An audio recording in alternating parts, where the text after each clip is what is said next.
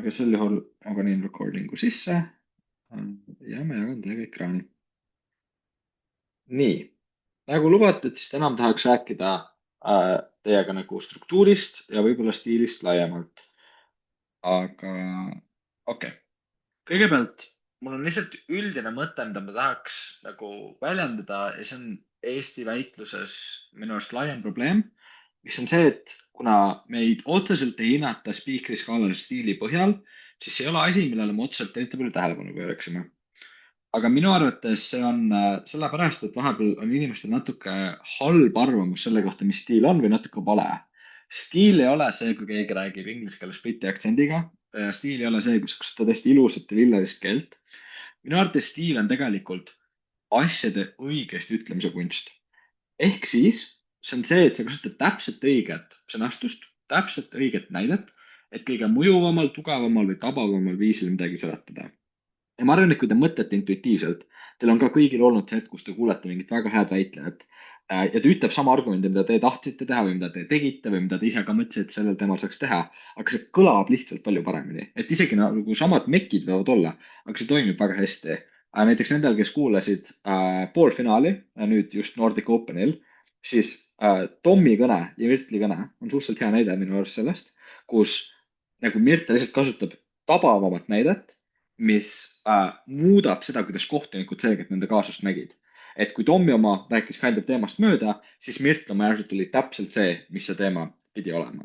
Ja ma arvan, et selles osas stiil on oluline asi, millele me peaks kõik rohkem keskenduma ja struktuur on võib-olla üks kõige olulisemaid osasid sellest, millest saab üldse rääkida. Üldine kava on, et ma räägin nagu 4 asjast. Ma räägin sellest suures pildis, kitsas pildis, kõnekaupa ja võib-olla annan mõned nipid ka. Jah, kõigepealt siis suures pildis. Põhimõtteliselt minu arvates struktuur, kui nii-öelda zoom out ida teie kõnest, koosneb nagu 3 asjast. On teie roadmap imine, ehk siis te ütlete kohtunikule, kuhu te üldse sõidate, mida teie kõne proovib teha. Ma arvan, et see on võrdlemisi intuitiivne, on ju, et kui te räägite nagu esimestes kõnedes, siis see on põhimõtteliselt ju, mida te oma argumentidega tahate tõestada. Kui me räägime teistest kõnedes, siis see on see, et te tahate vastaste kaasuse maha võtta, enda üles seada, mis viisil te seda teete, on ju, ja kolmandad kõned on loomulikult clash'id. Siis on signpost imine, ehk siis mis teel me tegelikult praegu oleme sellest nagu teekonnast, kuhu me lähme, et kus ma parajasti olen selle kõne struktuuris, mida ma teile lubasin. Ma teen nüüd argumendi, ma nüüd teen ümberlükke. Ja viimaseks on flag imine, ehk siis kus täpselt sellel teekohal me oleme parajasti, et see on minu kolmas ümberlüke. See on minu argumendi seletus, see on impacting ja nii edasi. Tegelikult te peaksite tervel oma kõnele mõtlema läbi nende 3 punkti ja kirjutama seda juba enda jaoks niimoodi, on ju. Et kui te mõtlete ka nagu ma alati seda ütlen Google Docsile ja te panete esimese asja, panete enter ja panete tab, et see läheks nagu rea vahe võrra edasi, on ju. See on ka see, kus te tegelikult peaksite oma flow'sid kirjutama ja seda te peaks ka verbaliseerima ja see peaks olema see, kus te oma kohtunikuga räägite. Sest et kohtuniku jaoks võib olla tekst väga lihtsalt pikk rodu, mis ei tähenda mitte sittagi. Ja te ei taha tegelikult, et see kõlaks niimoodi. Ja selle jaoks väga selgelt märgistada kõik need 3 alapunkti ja kus te parajasti nendel olete, on väga-väga kasulik. Ja nagu ma siia alla panin, see kehtib kõige kohta. See kehtib raami kohta, see kehtib argumentide kohta, ümberlükete kohta, kaalumiste kohta. Sa saad absoluutselt igat asja oma kõnes. Roadmap'ida, signpost'ida ja flag'ida. Ja head väitlejad teevadki seda absoluutselt kõigega, sest et see teeb kõike tugevamaks. Kui natuke rohkem sisse suumida, siis minu arust esimene asi üldse, millele ma olen hiljuti hakanud mõtlema või ma olen hiljuti hästi mitmelt väitlejalt kuulnud, on, et inimesed ei mõtle, miks nad asju räägivad. Ja nagu seda mulle tunnistada on mitu väitlejat. Ja see ei ole hea. Nagu, et see, et teil on mõte midagi rääkida, ei tähenda, et te peaksite seda alati rääkima. Ja te ei saa ju teha kõne, kus te lihtsalt iga ümberlükke, mis teile pähe tuli, igale mõttele ette räägite. Ja ma arvan, et te tegelikult ka ei tee seda, on ju. Et sa mõtled, et üks hetk õpib väitleja, et ta ei saa igat näidet ümber lükata või et igat näidet ei ole mõtet ümber lükata. Siis ta saab aru, et igat lauset ei ole mõtet ümber lükata, mis on osa mekist. Et te tahate tegelikult lihtsustada, koondada ja siis maha võtta. Ja minu arust nagu struktuuri esimene osa ongi nagu teadlik ja sihipärane mõtlemine oma kõnele. Ja te peaksite läbi mõtlema, mida te peate rääkima ja miks te peate seda rääkima ja miks te tahate seda rääkida. Ja ja noh, nagu ma ka B-punktis panin, et miks ma seda räägin ja mida mul on vaja rääkida, on kaks iseenesest seotud küsimust, mis peavad nagu olema vastatud, enne kui mingi materjal päriselt on osa teie kõnest. Minu arvates kohtunik tegelikult ei kuula enamus sõnu, mida te ütlete talle. Et nagu kohtuniku jaoks on seal mingid olulised võtmesõnad, mis päriselt midagi tähendavad. Et see märgistab ära, et siin on ümberlüke, see märgistab ära, et see on mehhanism ja nüüd see toimib. Ja mul on tunne, et eriti kui ma kuulen keskkooli väitlust, siis tegelikult tihti suured osad inimeste kaasustest ei ole eriti olulised ja ei edenda tegelikult teie nagu argumentatsiooniliini otseselt edasi. Et need on ilusad stilistiliselt mõtted, onju, aga need tegelikult ei ole olulised. Ma ei tea, kui ma kuulen ühe korra veel, et keegi hakkab mulle rääkima pikalt ja uinamuinalt, kuidas ai on black box, siis ma ütlen ausalt, minu arust see ei ole oluline. Ma arvan, et kõik teavad, et see on black box. Ma arvan, et kõik teavad, et lause ai-d on raske ennustada ja see vahel räägib valeinfot, on väga obvious lause ja et tegelikult ju väitlusmekid peaksid olema natukene teises kohas ja sellest tulenevalt peaks neid asju ka natuke teisiti lähenema. Seega struktureerige asju niimoodi, et te panete ka olulisust erinevatele punktidele ja et te suunate neid asju erinevalt. Minu arvates ka sellega aitab väga kaasa nummerdamine. Nagu teil on kõigil mitu punkti, olgu see teie argument või teie ümberlüke, keegi teist lihtsalt ei ütle ühte lauset, onju. Sest argumendid ei ole lihtsalt lineaarne asi, et nagu seksi struktuur ühe korra ja siis on kõik. Teil tegelikult on mitu seletust, teil on mitu impact'i, teil tavaliselt on mitu erinevat näidet, te tahate rääkida ühe osa ja siis teise osa. Teate küll, iga kord, kui keegi ütleb argumendil on 3 erinevat osa, mida me teile tõestame, siis on point being, et mida paremaks te saate väitluses, seda complicated imad on tegelikult ka ju teie mõtted. Ja mida see tähendab, on, et te esitate neid ka rohkem complicated viisidel. Aga ideaalne maailm ja see, mille poole te peaksite igal individuaalsel hetkel oma kõnes sihtima, on, et kõik oleks võimalikult selge. Ja, ja see tähendabki asjade dumb down imist. Mõelge oma peas asjadele lihtsamini. Proovige neid kõige lihtsama A, B näite puhul enda jaoks paika panna ja siis hakake neid nummerdama. Minu arvates see on nagu väga-väga oluline selleks, et teie kõne toimiks nii, nagu te tahate, et see toimiks. Ja kui ma ütlesin, et ma räägin teiega asjadest kõneti, siis ma tegelikult huvisin. Sest iga kõne on minu silmis täpselt sama struktuuri ja stiiliga. Ja jah, sul on mingid tehnilised asjad, et üks ütleb, et mul on 2 argumenti ja teine ütleb, et mul on 2 clash'i. Aga tegelikult praktiliselt ei ole mitte mingit vahet. Te teete iga selle asjaga ju täpselt samu asju. Te proovite kohtunikule väita, et midagi on tõene või et midagi ei ole tõene, et midagi on hea või midagi on halb ja see, et see on hea või halb, on oluline või et see ei ole oluline. Ja see struktuur kehtib kõigele. Seega te ei tohiks oma kõne kunagi mõelda niimoodi, et mingi osa teie kõnest on rohkem või vähem oluline. Minu arust seda vahel juhtub. Minu arust inimesed tahavad teha nagu, hästi kiirelt teen selle minuti raami ja siis ma saan päris asjast rääkida.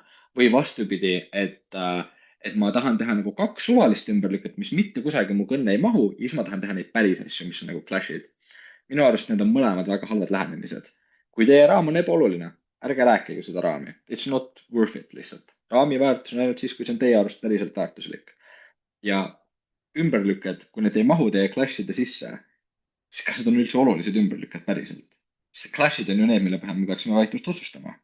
Seega te peaksite endalt küsima intuitiivse küsimuse, kas ma olen valinud valed clash'id või ma olen valinud valed ümberlükked. Ja emb-kumb peab olema tõene, sest muidu peaks kõik tegelikult põhimõtteliselt ära mahtuma. Ainus erand sellele oleks, ma arvan, see, kui teil on definitsiooni vaidlused, mis ei ole 3. kõne alguseks ära selginenud veel, mis tähendab, et teil on juba perses väitlus ja GG. Issand jumal, ma räägin neid asju palju kiiremini, kui ma arvasin. See on okei. Need paar nippi, mis mul teile tegelikult on spetsiifiliselt nagu flow osas.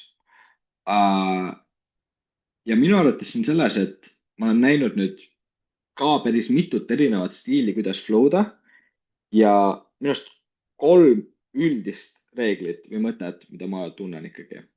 Üks on, et te peate hakkama kirjutama vähem. See on eriti oluline nendele teist, kes teevad esimesi kõnesid, olgu see siis PP-s või keskkas või bussis või mis iganes. Aga see on ka tegelikult vägagi teistele ja 3. kõnedele. Vähem kirjutamise tugevus on väga lihtne. Te olete paindlikumad. Te saate kiiremini midagi muuta.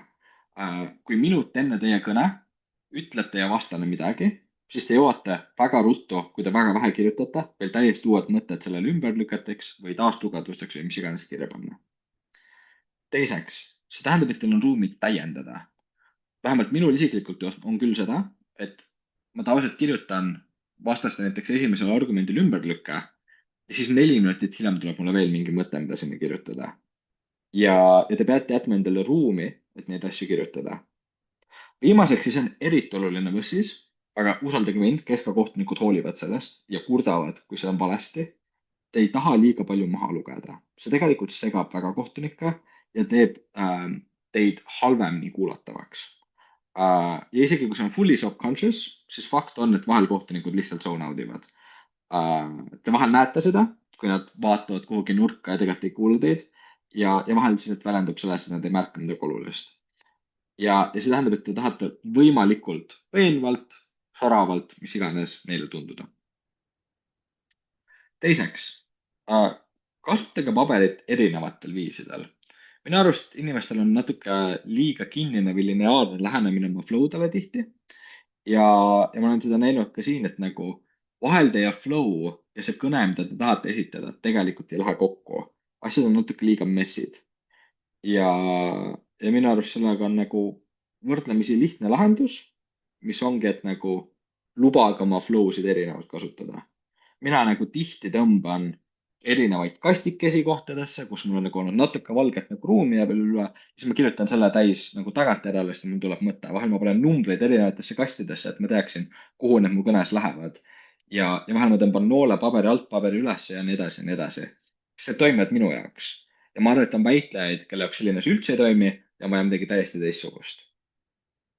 Kolmandaks, ja see on minu arust asi, mida nagu väga vähesed teevad või vähemalt millest väga vähesed räägivad. Aga see on see, et te ei pea kasutama sedasama flow'd, millega te vooru alguses alustasite. Nagu, et minul tavaliselt, eriti keskaväitluses, oli alati mustand, kuhu ma kirjutasin esimese kõne ajal mingid üldmõtted. Ja siis kusagil natuke enne oma kõne ma võtsin puhtandi, kuhu ma kirjutasin kõik needsamad mõtted uuesti, aga veel lühemalt, kompaktsemalt, paremas järjekorras ja juba rohkem läbimõeldult. Ja see on ka sama mul PP-s, ma lähen tavaliselt PP-s nagu prep'i 3 paberiga ja kõnele ma lähen tegelikult 1-ga. Et üks nendest oli lihtsalt brainstormi jaoks, üks nendest oli tegelikult mustandi jaoks ja siis üks nendest oli nii-öelda selle praktilise päriselt kõne tegemise jaoks. Sest usaldage mind, puhas flow võrdub ka puhtam kõne.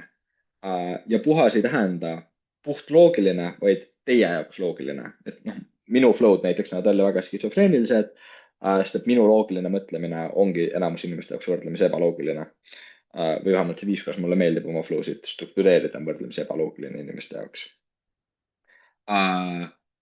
Siit tulenevalt on veel mul alapunkt, mis on, et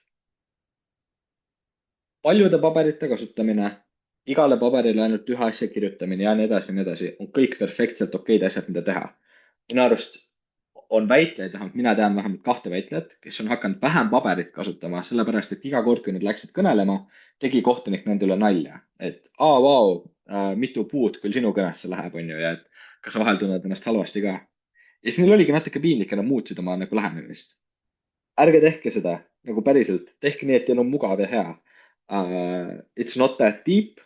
Te niikuinii ei lahenda kliima soojenemist ega ühtegi sellist probleemi. Tehke palun kõnesid, et teil on mugav, et teil on hea, et teil on tore. Jah. Nii. Siin ma tahaks võtta veel, ma olen suht lõpus selle osaga, mul on veel teine osa ka sellest esitlusest. Aga siin ma tahaks veel võtta ühe pausi ja rääkida natuke argumendi struktuurist. Minu arvates mitte ükski hea väitleja valdavalt ei kasuta ju tegelikult lihtsalt seksistruktuuri. Sellepärast, et seksistruktuuri ei ole võimalik tegelikult kasutada see hetk, kus teie argumendil on rohkem kui üks osa, kus sellel on rohkem kui üks tõestus või kus see läheb nagu mitme sammuna. See on liiga lineaarne lihtsalt. Aga mida see tähendab tihti on, et paljud väited ei kasuta üldse nagu mingit kindlat argumenteerimisstruktuuri. Ja see tegelikult on halb, sest argumenteerimisstruktuurid on väga head self-check'id sellele, et teie argumendil ei oleks loogilisi vigu. On väga mitu erinevat struktuuri, mis on loodud peale seksistruktuuri, mida õpetatakse erinevates koolkondades, erinevates formaatides ja nii edasi. ma võin neid ka kunagi teile rääkida, kui kedagi teist huvitab, te võite mulle kirjutada, ma võin mõne veel saata, mis on nagu võib-olla levinumad. Näiteks on see 7-astmeline argumendistruktuur, mida tiimtoimetaja ise on nagu tihti promonud ja ise kasutanud. aga mina arvan, et kõige intuitiivsem, mida tegelikult kasutada, on argumendistruktuur nimega superseksi, mis on see, et te kasutate seksi struktuuri, et tõestada individuaalseid osasid oma argumendist. nagu, et kui te tahate probleemi püstitust teha, siis teie probleem on ka tegelikult kirjeldatud seksiga. A la sellel näiteks Nordicu, sellel immigrantide teemal Rootsis on ju probleem on selles, et Rootsil ei ole piisavalt raha, et neid kõiki toetada. Seletus on lihtsalt selles, et viimastel aastatel on meil palju rohkem pagulasi, mis tähendab, et meie nagu koorem infrastruktuuril on kõrgem. näide sellest on see, et sul on lihtsalt raske pakkuda neile kõigile koolikohti, sellepärast et sa ei ole ju ehitanud kusagilt järsult juurde väga palju kooli ja see on väga suur probleem ehk siis mõju sellepärast, et see tähendab, et nendel inimestel ei ole sotsiaaltoetust ja nende elukvaliteet on märgatavalt halvem. sa saad kasutada seksi struktuuri, et tõestada väga loogiline probleem, mida kohtunik päriselt usub. minu arust tihti, kui ma vaatan inimeste kaasuseid, siis probleem on kirjutatud ühe lausega ilma ühegi tõestuseta. ja siis tihti nad kaotavad vooru, sest vastased ütlevad, et meil ei ole sellist probleemi. näiteks sellel etapi teemal, mis nüüd tuleb, on ju minu arvates üks asja, mille üle hakatakse kindlasti vaidlema, on see, et kas õpetajad oskavad praegu tehisintellekti kasutada või mitte. ja selle üle hakatakse kindlasti vaidlema, selle üle vaieldakse väga palju. ja minu arvates hakkab võitma see tiim, kes kas A päriselt oma probleemi normaalselt sõnastas või mitte. seega palun mõelge sellele. ja sedasama asja saab kasutada iga teie argumendi osa jaoks niimoodi, et iga teie argumendi osa kõlaks struktureeritult. sest et kui te tõestate oma mingi 3-astmelisi asju, te saate neid asju ka tõestada seksiga. jah, te ei impact'i igat oma individuaalset tõestust, vaid te saate seda i-d kasutada nii-öelda, miks see on oluline osa sellest argumendist. A la, mis koormat see selles argumendis kannab, mida see selles argumendis teie jaoks tõestab, kuidas see seda väitlust mõjutab, kui see asi on tõene. et noh, näiteks obvious näide on siis, kui meil on väitlused nagu mingi nagu millegi tegemise kohta, siis te tihti peate tõestama, et teil on kapatsiteet seda teha või et teil on initsiatiiv seda teha hästi. et minu arvates, kui te nüüd tõestategi selle ära, et inimestel on head insentiivid, siis te võitegi seal lõpus öelda, et see tähendab, et kui neil on vähegi võimekust seda teha, nad proovivad seda hästi teha. ja kui te tõestate nüüd ära ka kapatsiteedi sinna alla, te saategi öelda lihtsalt lausena, see tähendab, et nad on võimelised seda hästi tegema. ja kui te võtate nüüd need 2 punkti kokku, see tähendab, et seda asja tehtakse hästi. minu arvates liiga tihti tõestatakse midagi ära ja ei öelda, miks selle tõestamine on oluline. ja, ja need väiksed mõttelised punktid mõjutavad kohtunikku väga palju. struktuuri osas mul tegelikult teile väga palju eraldi ei ole rohkem öelda. kas teil on kohe selle kohta kellelgi mingisuguseid küsimusi? ma tean, et ma olen suhteliselt kuulipildunud nende mõtetega ja võib-olla ma ei rääkinud midagi uut või midagi, mida te ei ole varem kuulnud, aga et kui teil on mingeid teravamaid küsimusi, siis tulistage. ma võtan selle jaoks mingi 2 minutit.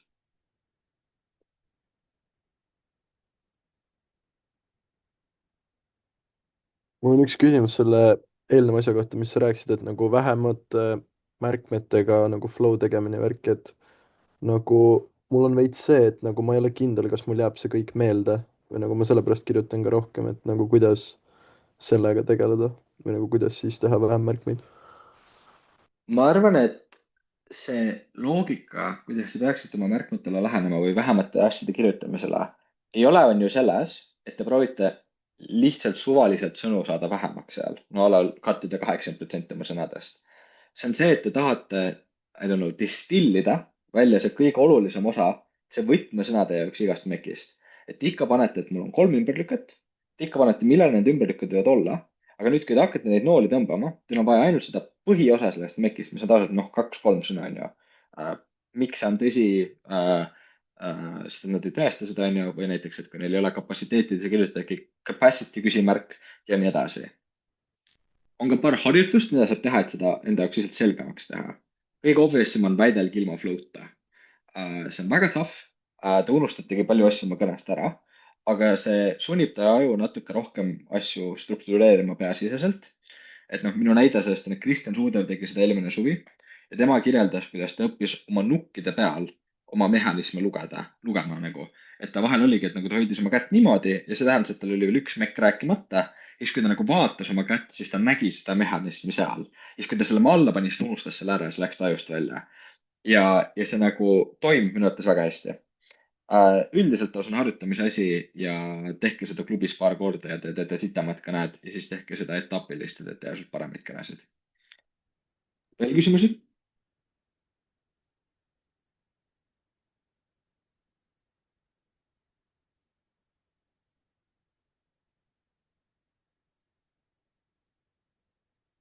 kas samal ajal, kui sa flow'd, kas sa nagu oled harjutanud nagu kuulama kõnet nagu samal ajal, nagu mul on tunne, et ma mõnikord kirjutan ja siis ma nagu ei kuula samal ajal. aga et kui ma kirjutaks vähem, äkki ma kuulaks siis nagu rohkem või sa teed nagu kahte asja korraga? Ma muideks olin iseenda puhul just mõelnud hiljuti, et mida ma tegelikult teen, et kui palju ma oma vastaseid kuulan. ja ma olen vist jõudnud järeldusele, et ma kuulan täpselt nii palju sel ajal, kui ma kirjutan, et saada aru umbes, kus nad oma kõnega on. ja siis, kui ma saan aru, et nüüd olen kohas, kus mul on vaja rohkem kuulata, siis ma panen korraks kirjutamise käest ära ja siis kuulan. ja ma arvan, et seda on kindlasti lihtsam teha, kui mul on vähem vaja kirjutada üldiselt ja ma tean, et mul ei ole seda mure, et ma ei jõua lõpetada oma kõne nagu alguseks oma kirjutamist. et ma arvan, et kui noh, vaadata ka võib-olla mingit etapi finaali, kus ma olen olnud, siis te tegelikult näete, et ma näiteks mõtteminute ajal juba enam üldse ei kirjuta, sest mu kõne on tegelikult valmis. Ja mul ei ole vaja. sest et ma arvan, et vastaste kõnedega on väga sarnane asi tegelikult, mis on ka teie kõnedega, mis on see, et enamus nende kõnedest ei ole olulised. nagu et kui nad räägivad nüüd keskmiselt 6 minutit, siis seal on 2 minutit uut tabavat analüüsi, mis võib kohtuniku jaoks selle väitluse flip ida või ära võita. ülejäänud aja nad tegelikult seovad neid punkte kokku natuke nagu messilt, on ju, eriti kui need ei ole vastased, kes on ka läbinud mingisuguseid struktuurikoolitusi, mida enamus Eesti väitlejaid ju tegelikult ei ole, mis tähendab, et te peategi väga üksikuid asju kuulama, kui tõesti nad saavad pihta sellele, millest see väitlus päriselt käib. noh, mida isegi teist halvemad väitlejad on ju aeg-ajalt peavad saama, olgu see siis õnnega või siis nad on väga hästi preppinud. et üldiselt tegelikult ma arvan, et vastaste materjali ei ole väga-väga palju vaja kuulata. kui te teate, mis on nende põhiargumendid, nende põhiseletused, mis nende probleem on, mida nad proovivad lahendada ja nii edasi, sealt edasi kõik on juba natuke nagu minust kõrvaline. veel küsimusi?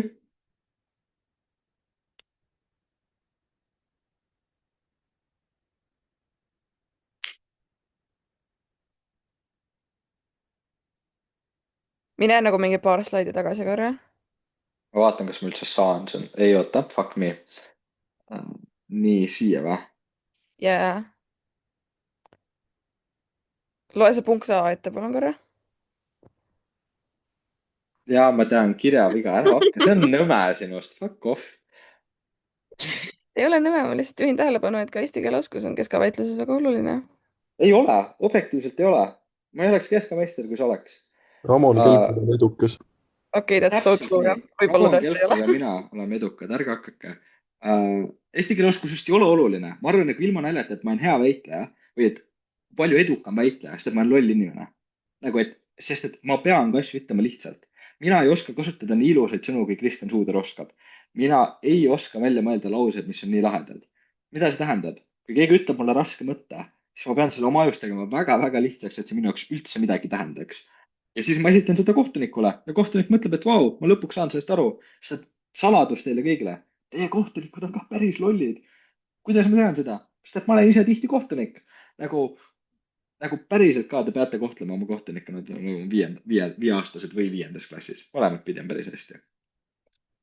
kas kellelgi on veel küsimusi? ma nüüd nagu küsin umbes viimast korda. Ann juba hakkab minu üle nalja tegema, nii et ma küsimusi pärast seda ei võta. mul on tegelikult päris küsimus ka. no siis küsi. ja nagu kui sul on kõneselguse huvides vaja, et sul oleks kõnes asju vähem, siis nagu üks asi, või noh, et ilmselgelt sa peaksid otsustama seda, mida sa võtad ära või mis on sinu kõnes vähem selle põhjal, mis on selles väitluses kõige olulisem. aga et nagu kuidas sa teed kindlaks, et sa ei jäta vastamata midagi, mis tegelikult on ülioluline. või nagu, et kuidas sa nagu usaldad enda judgment'i selles, et sellele ma saangi vastata oma onlineriga ja siis ei tule nagu järgmine kõneleja, kes ei räägi seda kõige olulisemaks asjaks selles väitluses. nagu kõige, karmim aus vastus on, et see on puhtalt intuitsioon, mida on vaja üle aja harjutada. Sest minu arust see punkt jaguneb on ju tegelikult 3. See jaguneb, millal ma olen andnud millelegi piisavalt mitu põhjust, et see oleks usutav. Millal ma olen ühte põhjust piisavalt kaua seletanud, et see oleks usutav. Ja siis 3, mida on üldse vaja rääkida või millest on üldse vaja rääkida. Sellele esimesele on minu arust intuitiivne vastus, mis on see, et teil on alati vaja vähem punkte, kui te praegu panete. Minu arust enamus väitlejatel on tekkinud võib-olla nagu erinevate väitlejate mõjutuse tõttu komme öelda 4 ümberlüket samale punktile või 5 mekki, et tõestada üks asi. Tegelikult te saate vähemaga ka tehtud seda tavaliselt.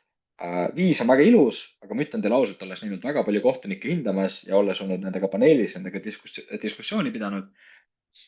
See, et teil on 5 mekki 4 asemel, ei ole kunagi see põhjus, miks te kaotate või võidate. See, et teil on üks hea mekk, võib seest olla see põhjus. Teiseks, siis see, et millal te teate, et te rääkinud piisavalt millestki.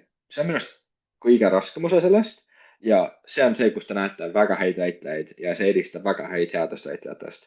Nagu, et tegelikult on mingeid mõtteid võimalik ühe lausega seletada, aga inimesed räägivad 3 lauset. Ja on mõtteid, mida ei saa lausega seletada, aga öeldakse üks lause ja liigutakse edasi. Ma arvan, et seal mingi balanssi leidmine on puhtalt harjutamine. 3, millale peab vastama ja millale mitte.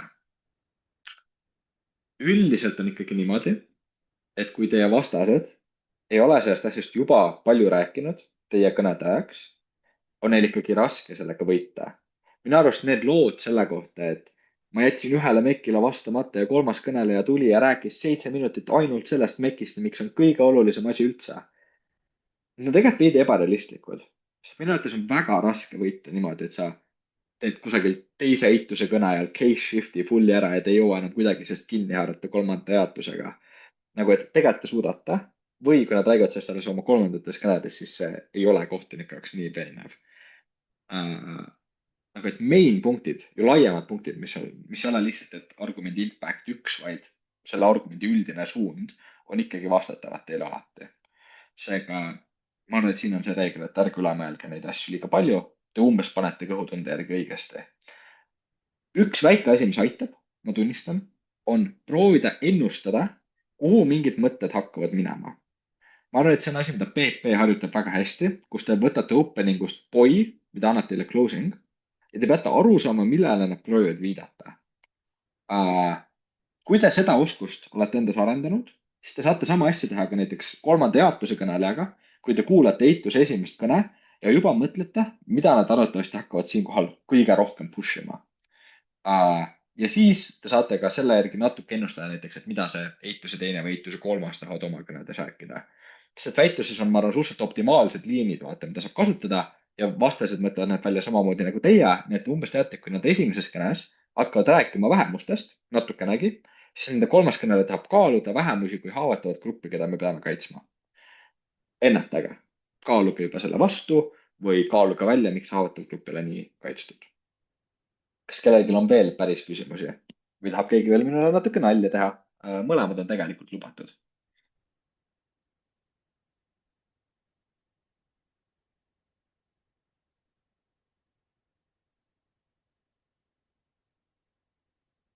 Okei, seekord mulle tundub, et päriselt rohkem küsimusi ei hakka tulema. Kui keegi tahab mulle eraldi kirjutada, me tegime siis julgelt. Mul oli ikka teine mõte tänaseks või teine pool, mida ma tahaks veits teha ja see oli, et ma andsin teile vaata selle küsimustiku, et mis oli teie jaoks raske, kuidas te endaga rahuleti jada. Ja ausalt öeldes mitte eriti üllatavalt, siis kõige rohkem vastati päris pika puuga IMF-i. Inimesed rääkisid sellest IMF-i teemast nagu väga palju. Et nad ei osanud seda piisavalt, nad ei tea mitte midagi IMF-i kohta, nad ei tea fiskaalpoliitikat, monetary poliitikat, mis muud majandusasju üldse on vaja teada, on ju, ja nii edasi.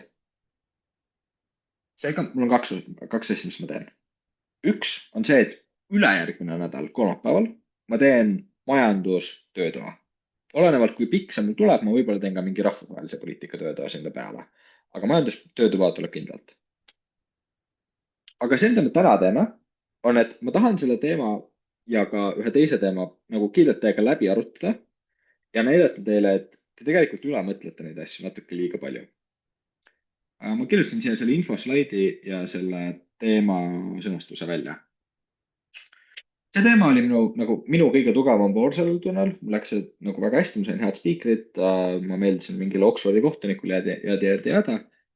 Aga mina ei tea mitte sittagi IMF-i kohta.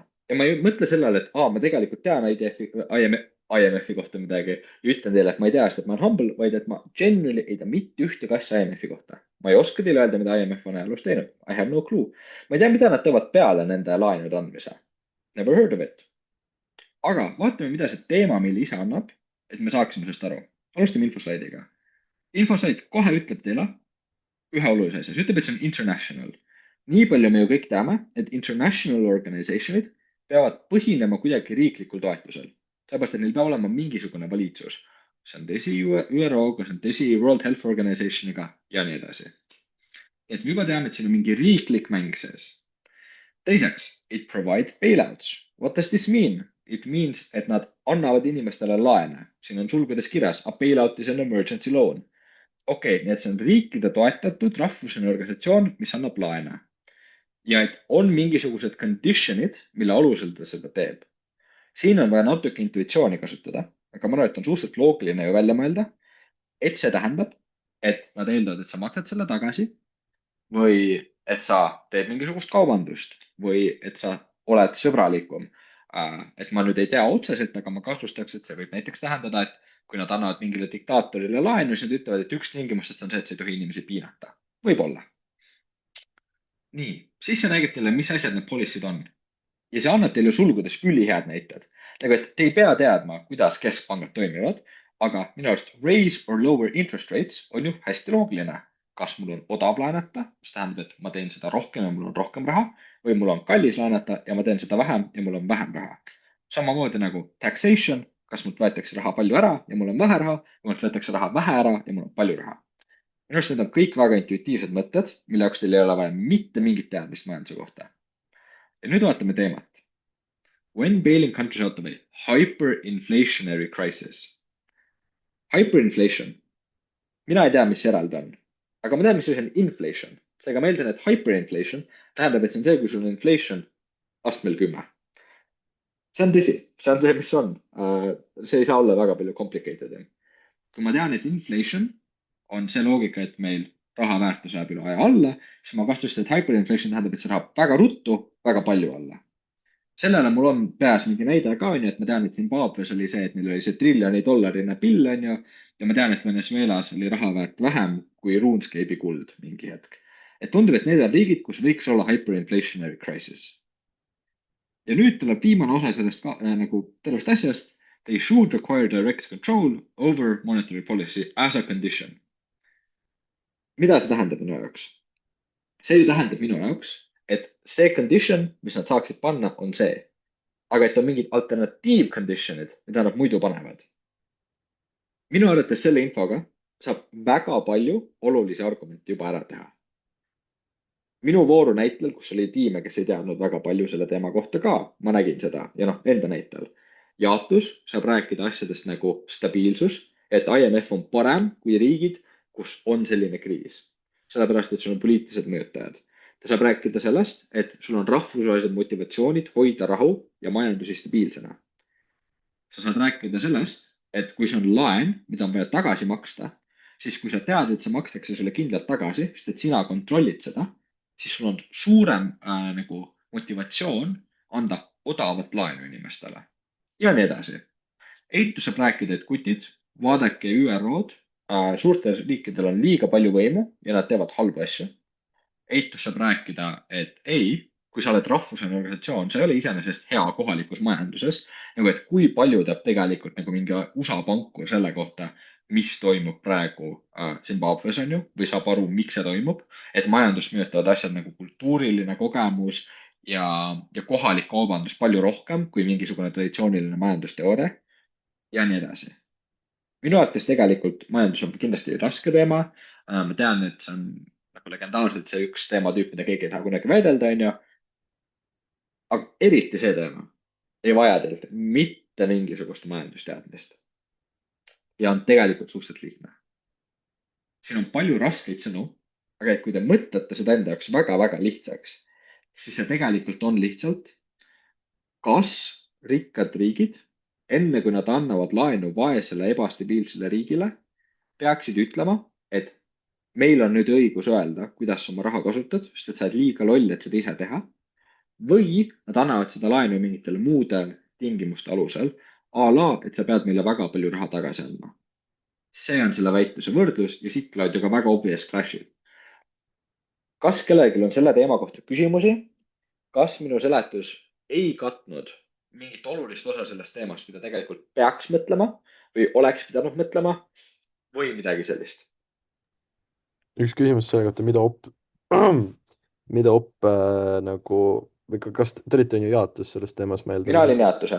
et kas te mõtlesite prepi all sellele, mis nagu vastuplaani võib op teha või kas ta saab siin, Jaa. on ju? Ma arvan, et sa viitad enne sellele, et kas see infoslaid, et nad mainivad fiscal policy't, tähendab, et eitus võib öelda, et ei, nad ei peaks võtma monetary policy üle kontrolli, vaid hoopis fiscal policy üle. No näiteks fiskal ja või mingid muud condition'id. Just. Me mõtlesime sellele küll. Ma arvan, et üks asi, mida paljudes oludes tehti, oli ka öelda, et võtame kontrolli fiscal policy üle. Minu arust see on fine seda öelda, aga te peate päriselt siis mõtlema sellele. Ja see ei ole asi, mida mina soovitaks, sest et siis te peate päriselt saama aru, mis asi on fiscal policy, kuidas see täpselt käib ja suutma kohtunikule seletada, miks see on targem asi, mille üle kontrolli võtta. Minu arust see on mingi muda, kuhu mina ei tahaks isiklikult väga sisse astuda.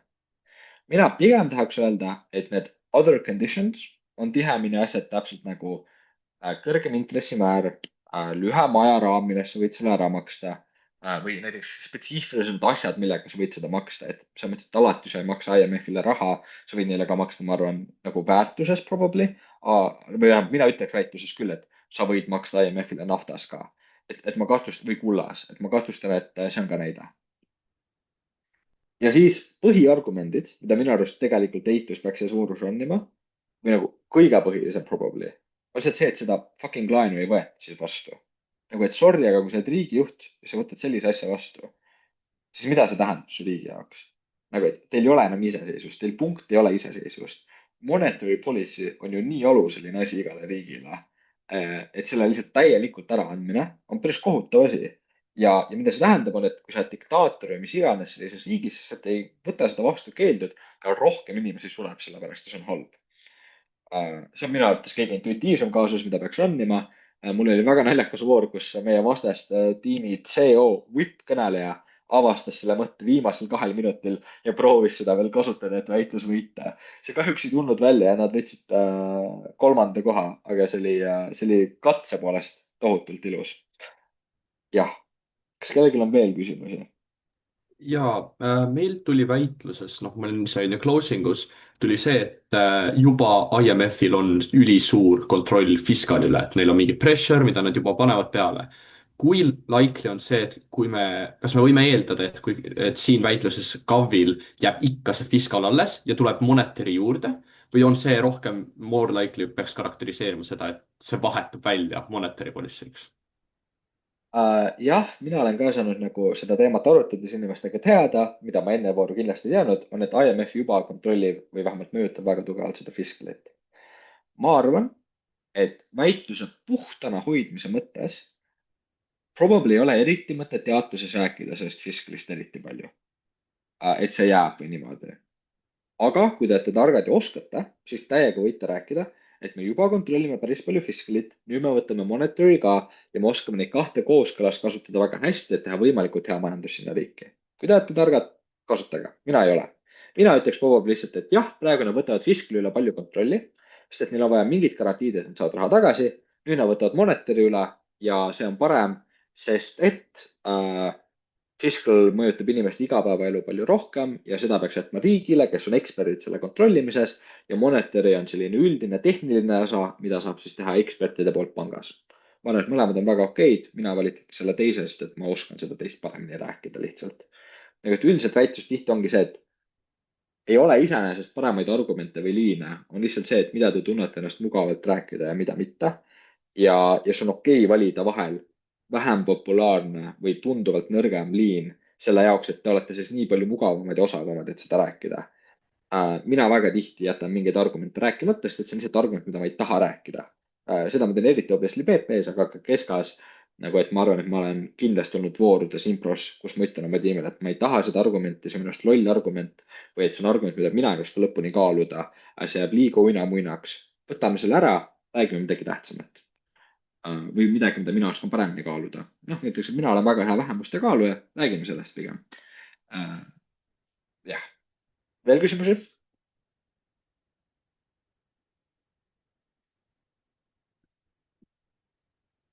ma võtan lonksu vett selle aja lõpuni, on teil veel aega küsimusi küsida.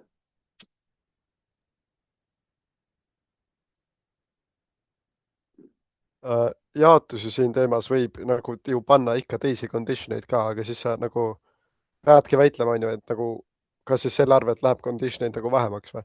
aga samas ju ei saa öelda ka, et kui sa teed ehituses counter prop'i seda, et me võtame nagu selle fiscal policy üle kontrolli, siis see tegelikult ei ole ju nagu välistatud asi või nagu jaotus saab seda ikka ka ju teha.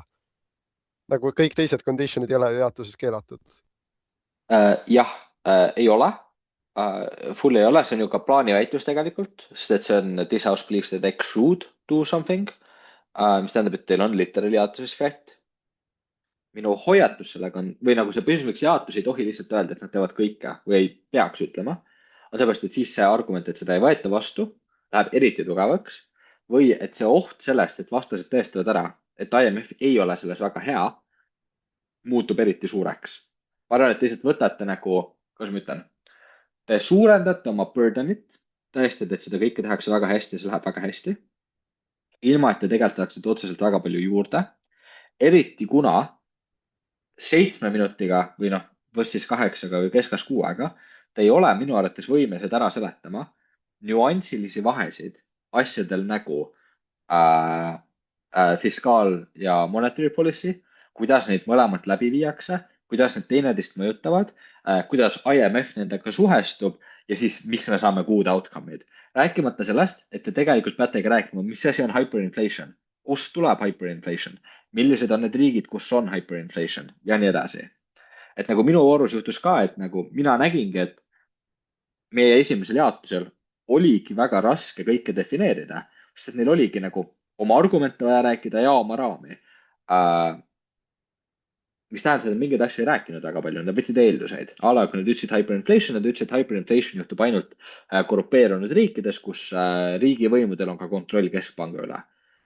see oli kõik, mis nad selle kohta ütlesid. Eitus ütles, see ei ole tõsi, sul on ka välispõhjused, miks see saab juhtuda. sul on sanktsioonid peal. ja selle peale jaotus põhimõtteliselt kaotas või nagu jaotus nagu raam lihtsalt ei toiminud enam väga hästi, sest need argumendid väga toetusid sellele raamistusele. mina teisest jaotusest tulin ette ja mina ütlesin, et nagu mõlemal tiimil on selles osas õigus, et mõlemad need asjad saavad ju põhjustada hüperinflatsiooni. aga palun ärge, et hüperinflatsioon alati tekitab korruptsiooni, sest et populistikutel poliitikutel on lihtsam saada võimule, lihtsam võtta kontrolli keskpanga üle ja see lõpuks on ikka alati korruptsioon. Isegi kui algpõhjused on erinevad. seega jaotuse kalkulatsioon tegelikult toimib, me võtame eituse väitlusest välja ja meie olime need, kes murdsid selle deadlock'i. seega tehke enda pool alati võimalikult lihtsaks. Plaan which catches all and does everything does not really work. Ja isegi kui see kuidagi võiks toimida, pole mõtet proovida, minu arvates. ma olen alati väitluses uskunud nagu ikkagi väga tugevalt Steelman nimisse või seda, et tehke oma vastased nii tugevaks kui võimalik. Tehke väitluse võrdlus võimalikult selgeks, loovutage ja olge charitable, andke neile need näited. Ja minu arust asi on ka see, et enamasti ei hakata vaidlema nende asjade üle. et see on see this house would ban pets on ju sellel teemal. see, et kas pets on lammas või mitte, sa lihtsalt ütled, kallis paneel, ma arvan, et see ei ole lammas. kui eitus tahab teile väita, et see on lammas ja tal on väga mõjuv põhjus, miks lammas on ka pet, siis davai, väitleme seda niimoodi, aga muidu meid lihtsalt ei koti. see on väitlus selle üldidee kohta. minu arvates mul ei ole literaali kunagi olnud väitlus, kus oleks olnud probleem, et ma niimoodi teen. Ja palju tihemini see on hoidnud mind välja mingisugusest definitsiooni jamast, millesse teised tiimid võib-olla sisse kukuvad. kas selle teema kohta on veel küsimusi? ma võtan nüüd jälle lonksu vett. kui selle lonksu lõpuks ei ole jälle küsitud midagi, siis ma liigun edasi.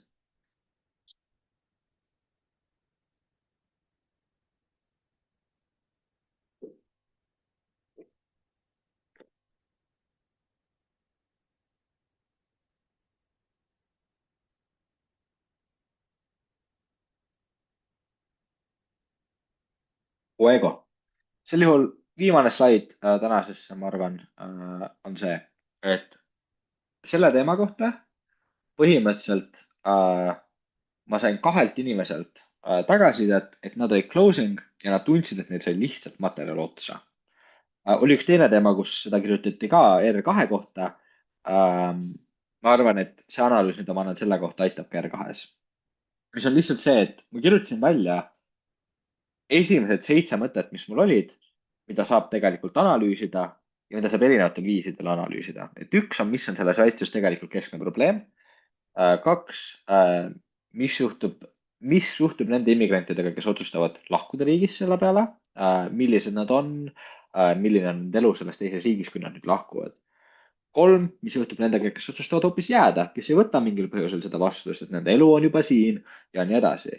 4, kuidas seda pakkumist tehakse, milline see näeb välja, kas seda tehakse väga hästi või väga halvasti, kuidas see teisi riike mõjutab, a la neid riike, kuhu need immigrandid lähevad, kas Süüria on praegu võimeline võtma järsult mitut sadat tuhat inimest tagasi umbes ja kas see, et sinna tulevad inimesed, kellel on tuhandeid ja tuhandeid eurosid, on potentsiaalselt väga hea nende majanduse jaoks.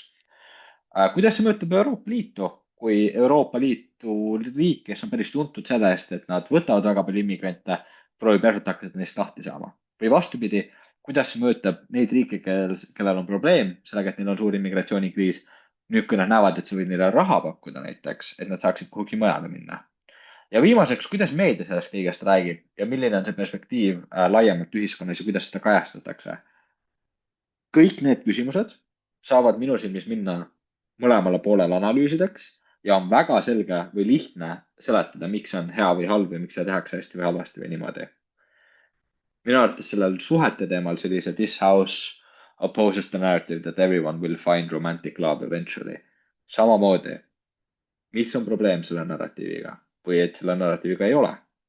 Kuidas inimesed seda endale sisestavad ja kuidas nad sellele mõtlevad? Kuidas see nende igapäevaelu väikseid otsuseid mõjutab? Kuidas see nende elu suuremaid ja laiemaid otsuseid mõjutab? Kas on teised narratiivid, mis seda mõjutavad või see on mingil põhjusel üle teiste narratiivide? Kas sa sisestad seda või sisendad endale seda positiivsel või negatiivsel viisil ja nii edasi. Minu arvates need on ka kõik küsimused, mida on väga lihtne analüüsida.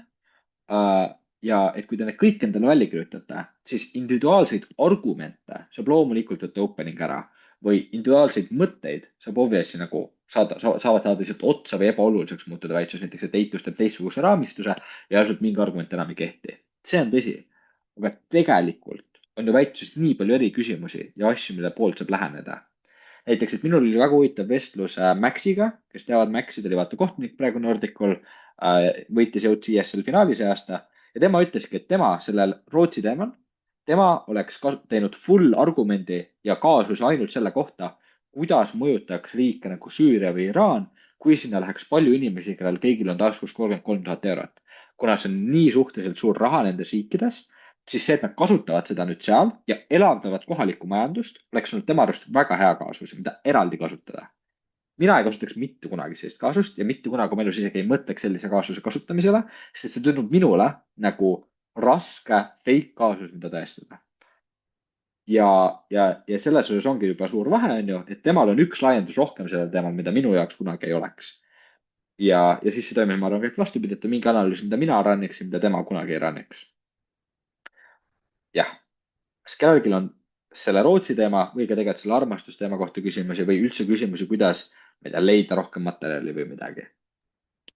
Selles voorus nagu see impact imine läks lõpuks siis nagu kelle peale? Rootsis või? Selle teema peal, selles teemas.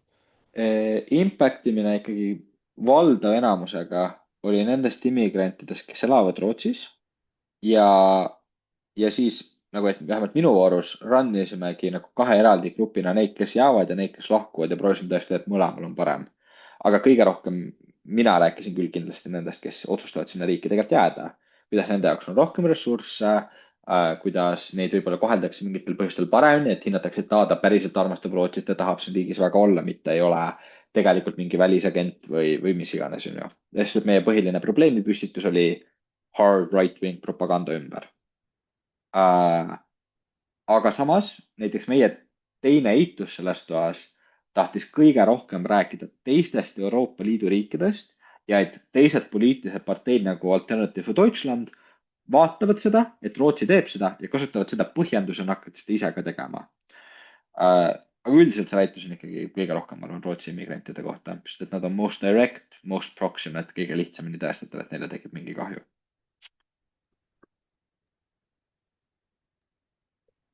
kas sa Ja, nagu küsi. kas sa nagu üldiselt arvad, et tänapäevases nagu selles PP metas nagu peaks nagu nii kaua kui võimalik otsima nagu mingisugust horisontaalset laiendust, et rääkida nagu uut punkti, sest et nagu ma olen suht nagu palju üritanud nagu teha nagu vertikaalset või nagu mõelnud nagu erinevate voorude kohta ka, kuidas teha nagu ehitada teiste kaasuse peale nagu mingit paremat impact'i või midagi, aga iga kord nagu öeldakse põhimõtteliselt, et see on ikka kuidagi nagu liiga contingent või nagu liiga reliant ja et sa nagu tegelikult ikka seda ei saavuta, et nagu jah, Väga fair küsimus.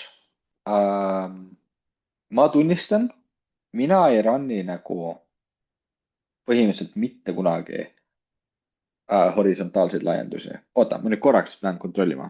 Horisontaalne on see, kus sa võtad eksisteeriva argumendi ja lisad sellele juurde. Vertical on see, kus sa tood nagu uue astme analüüsi, mida varem ei olnud, on ju.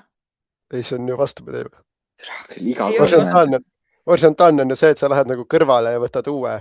Vertikaalne on see, et sa ehitad selle peale, mis juba on, ei või? seda nagu ütlesingi. Ei, sa ütlesid vastupidi. Vastupidi ütlesin. Jah. Oota, Ainis ütles, et kui ei ma nüüd ole. ise ei Kuidas mehi on? täielikult.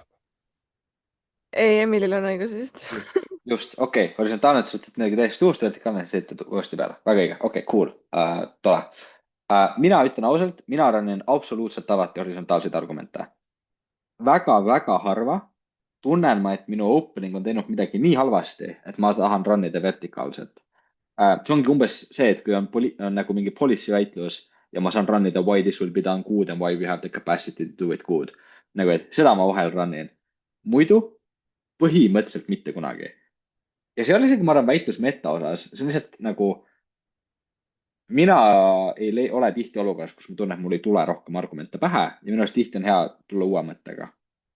Aga kui teil on hea opening ikkagi ja teil on vaja runnida vertikaalis midagi, siis see on nagu väga omamoodi oskus, mida omandada ja seal peabki lihtsalt kõige rohkem tegema struktuuri ja selgust ja flag'ima kogu aeg, mida sa parajasti teed, signpost ima, miks sa seda teed ja looma nagu kohtunikule väga selge roadmap'i, kuidas see tegelikult võtab üle sinu opening'u selles voorus ja kuhu sa oled loonud need unikaalsed lisapunktid, mis on olulised. Sest minu arvates ka tegelikult ju argumendid ei ole 100% vertikaalsed või 100% horisontaalsed. Et tegelikult eksisteerivad mingisugusel grid line'il, sest et minu näide on näiteks Baltic IV oli see Hiina domestic immigration teema on ju ja meie opening rääkis umbes 1,5 minutit selle kohta, et on mingisugune terrorismi oht. Me tegime terve laienduse selle kohta. Meie laiendus selgelt läks kaugemale, aga ma ka pidin mingeid asju siduma kokku, miks ei ole toetuvad tegelikult OO-le ja kuidas need tegelikult käivad. Seega vastus on, et alati on hea mõelda veel uusi argumente, vahel võib ka teha täiendusi, kui sa teed täiendusi, ole ettevaatlik ja nii edasi. See on see üldine loogika. Nii. Ma küsiks siia jätkuks veel kohe, et kui sul on nagu opening, kes on nõrk ja nad ei tee nagu enda argumenti nagu üli hästi, kuigi nad võtsid nagu obvious argumendi, millel ilmselt on nagu kõige suuremad nagu võimalikud impact'id siin väitluses. Aga sul endal on ka nagu hea argument, mis ei ole nagu necessarily nii nagu lihtsasti töötavate impact'id. Kas sa siis nagu pigem valiksid teha vertikaalset laiendust või sa valiksid teha seda enda argumenti? Ma arvan, et minu jaoks on vähem oluline, kas see argument on iseenesest lihtne, mida tõestada või mitte ja rohkem, et kas ma tunnen, et ma olen võimeline seda tõestama. Nagu, et näiteks Suve Akadeemia finaalis on ju, ma runnisin Anniga suhteliselt nagu insane case'i, et isegi potentsiaalselt toksiline suhe on inimese jaoks väga väärtuslik ja asi, mida ta peaks tegema. Pane loole. Sorry, tulin oma perele külla. On kaasus, mida me runnisime, sest ma tundsin, et ma suudan tõestada seda kaasust, et toksiline suhe on ka hea suhe, milles olla. Erinevalt sellest on palju argumente selles sama suurus, mida mina ei suudaks runnida, mis on palju loogilisemad. ja ma arvan, et seesama on ka tõsi nagu üldiselt, et kui mu opening'ul teeb argumenti, mis mulle väga meeldib ja nad jätavad selgelt bird'id tegemata, siis mul on hästi lihtne. ma tean seda argumenti, ma tean, et ma oskan seda teha ja ma kirjutan endale need bird'id välja, vaatan, millised neil jäid tegemata, mõtlen välja, miks need on kõige olulisemad bird'id, valetan kohtunikule, et need on kõige olulisemad bird'id ja teen selle argumendi. Kui mul on mingi teine extension, mis on minu arust ülihea extension, mida mina oskan väga hästi talle rääkida, siis ma teen hea meelega seda teist. Et selles mõttes, et mingitel viisidel te peate lihtsalt väitluses usaldama ennast ja mängima oma tugevustele kõige rohkem. Veel näite, mis mul sellest on ju näiteks Hunter ja Helerin, just võitsid Nordicu. Nemad kasutavad väga paljudes teemades, kus ma arvan, et paljud inimesed ei mõtleks sellele, tegelikult rahvusvahelise poliitika argumentist, et need on Hunteri tugevus ja nagu eripära. Samamoodi ma tean ka, et on inimesi, kes tahavad väga tihti kasutada majandusargumente, sest et neil on näiteks majanduses magistrikraad ja see tähendab, et neil on ülimugav mõelda välja, kuidas asjad mõjutavad majandust, isegi siis, kui see väitlus tegelikult majanduse kohta võib-olla loogiliselt ei käi. Ja veel obvioussim on ikkagi tegelikult ju feminism, mida sa saad põhimõtteliselt iga sotsiaalnarratiivi teemas rääkida eraldi ainult sellest, kuidas see naisi mõjutab. Ja seda analüüsida, kui sa tegelikult tahad ja tunned ennast mugavalt seda teha. Ja ongi väiteid, kes teevad. Minu arust Marta ja Laura on näiteks päris head feminismi argumendi väljamõtlejad, siis kui on vajadus sellele. Veel küsimusi?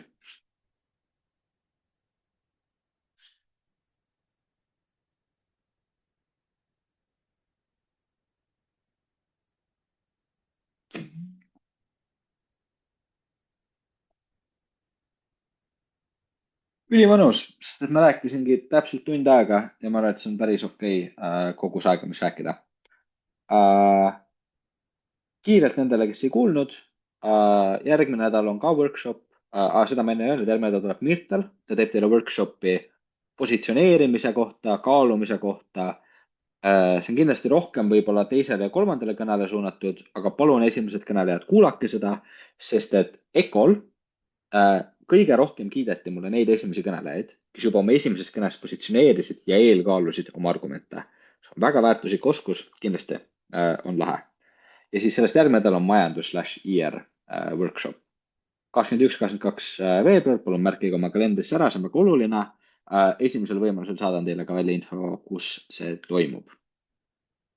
Minu poolt rohkem ma arvan, et ei ole. Kui teil mingeid olulisi küsimusi mulle küsida või esitada ei ole, siis olete nähtuks vabad, aitäh, et tulite ja näeme juba järgmine kolmapäev. Tšau. Ciao. Tšau. Tšau. Ciao. Ciao.